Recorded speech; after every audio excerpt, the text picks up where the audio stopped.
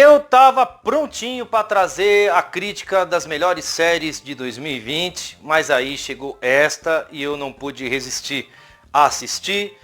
E tem muita gente falando, será que é bom, será que não é? Então hoje eu vou trazer a crítica e depois adiante, né? Durante a semana eu trago sobre as séries de 2020. Claro, sem spoilers. Também deixei na descrição. Chega de enrolação. Roda a vinheta.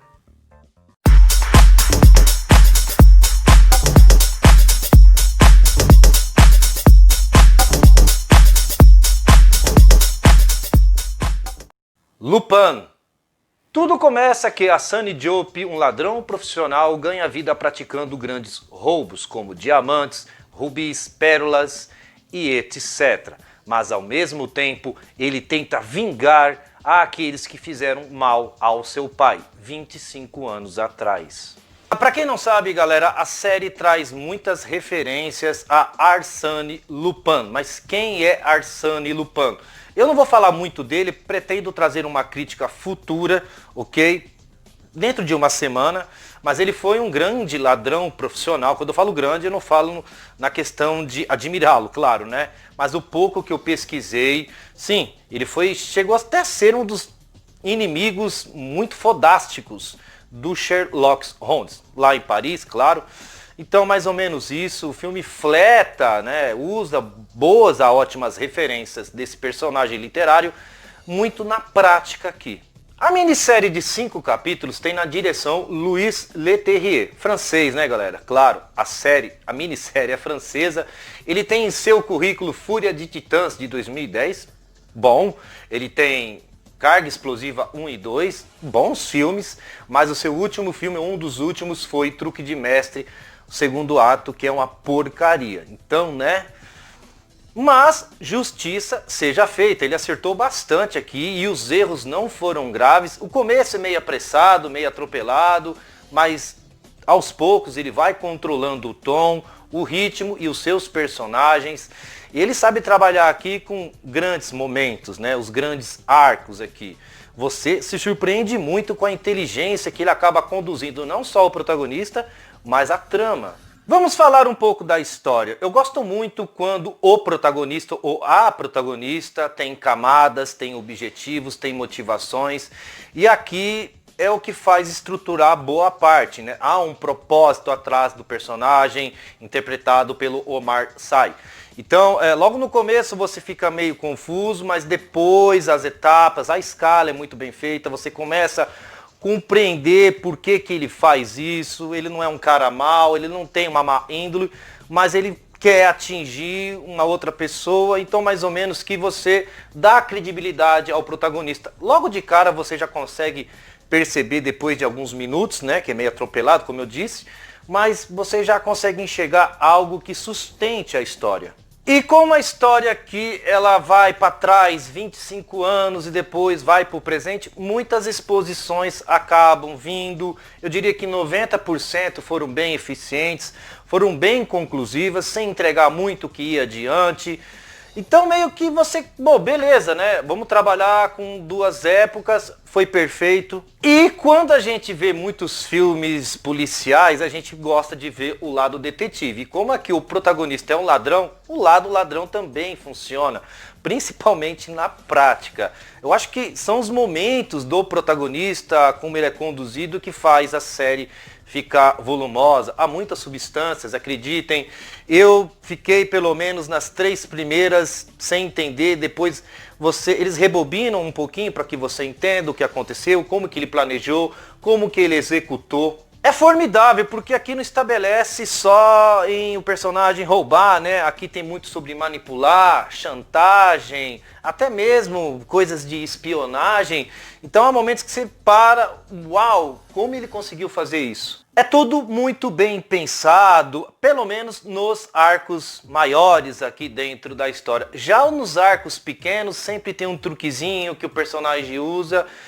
Existem facilitações aqui, mas como eu disse, os erros não são graves, como por exemplo, não é um spoilers, eu quero entrar em um prédio, pego, roubo um cartão, pá, entrei, já era, ninguém vai perceber que o cartão foi roubado, mas São erros que você desvia o olhar, ok, mas os momentos grandiosos funcionam, né? Há muitas coisas cerebrais aqui. Você sempre se surpreende com uma cena após a outra. E esta energia está presente a todo momento. Pelo menos em cada episódio há uma ou duas cenas que são bem trabalhadas, são bem jogadas, né? Para quem está vendo, há sempre um desdobramento que jogue, pô, caramba, ele conseguiu fazer isso, o cara é inteligente. Então, vamos colocar assim, se você tem um plano para entrar e roubar, você tem que ter um plano de fuga. E isso é muito bem estabelecido. Já quando as coisas caem para os momentos família do protagonista, eu senti que ele ficava mais vulnerável, a história perde um pouco de peso e até me incomodaram, mas o que eu me senti mais incomodado aqui foram os outros personagens como antagonistas, que não dá muito para falar deles para não cair em território de spoilers.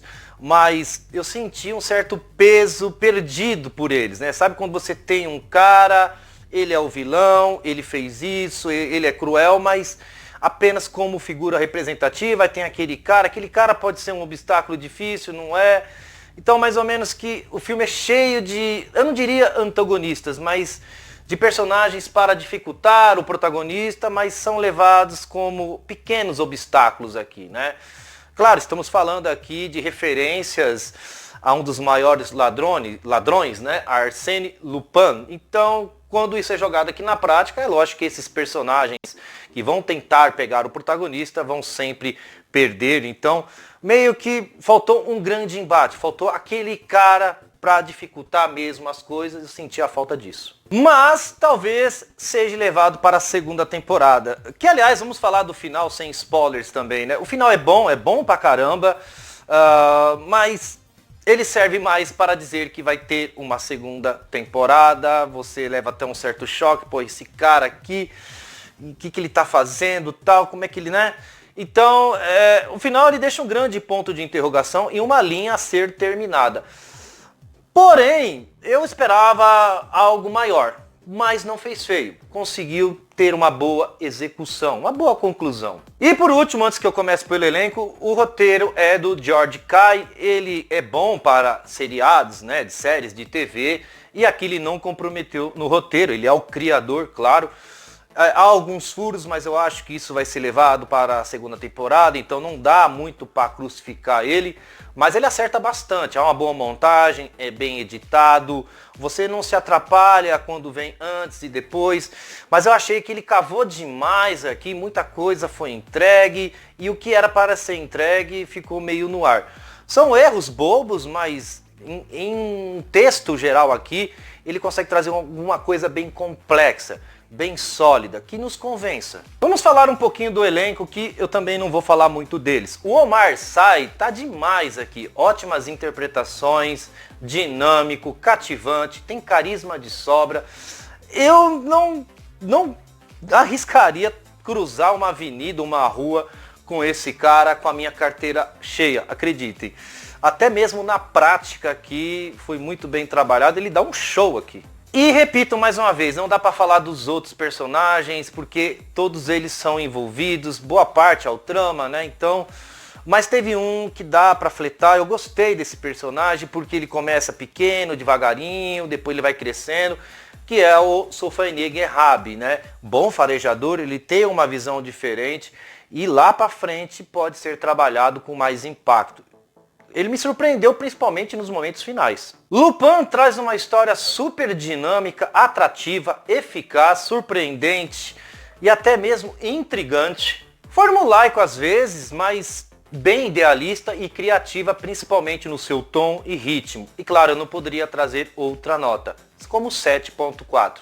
Repito, Lupin é uma minissérie de 5 episódios que está na Netflix há pouco tempo e se eu fosse você, eu assistiria.